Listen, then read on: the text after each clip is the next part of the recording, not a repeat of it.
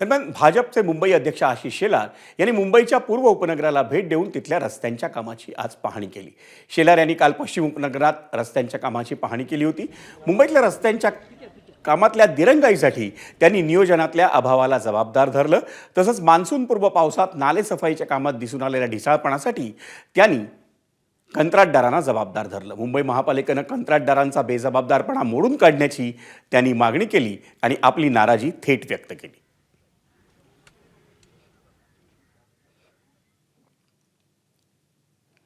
मुंबई भाजप अध्यक्ष आशिष शेलार यांनी रस्त्यांची खोळंबलेली कामं आणि नाले सफाईतला ढिसाळपणा या मुद्द्यांवर काय प्रतिक्रिया दिली आपण तीही पाहूयात।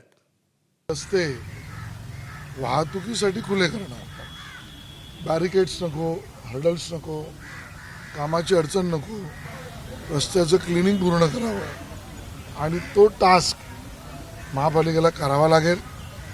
महापालिकेला आपल्या इंजिनियर्सना, कंत्राटदारांना विशेष सेवा, अन्य विभागातील लोकांना सुद्धा रस्त्यावर उतरावं लागेल आणि या परिस्थितीवर एक सामाजिक नाही तर आमची जबाबदारी म्हणून आम्ही या प्रत्येक गल्लोगल्ली फिरू आणि आमच्या भूमिका सरकारला सांगू आणि काम करून घेऊ। स्वतः महापालिकेच्या AI ॲप्लिकेशनमधनं जनरेट झालेला रिपोर्ट हे सांगतोय की कंत्राटदाराने गाळच्या ऐवजी मात्याने दगड टाकला आहे।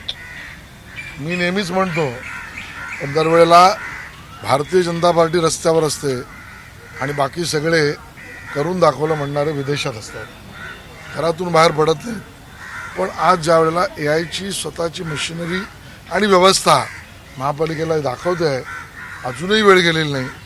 बेजबाबदारपणा कंत्राटदाराचा मोडीस काढा आणि त्याचा पाठपुरावा आम्ही करू। ABP माझा, उघडा डोळे बघा नीट।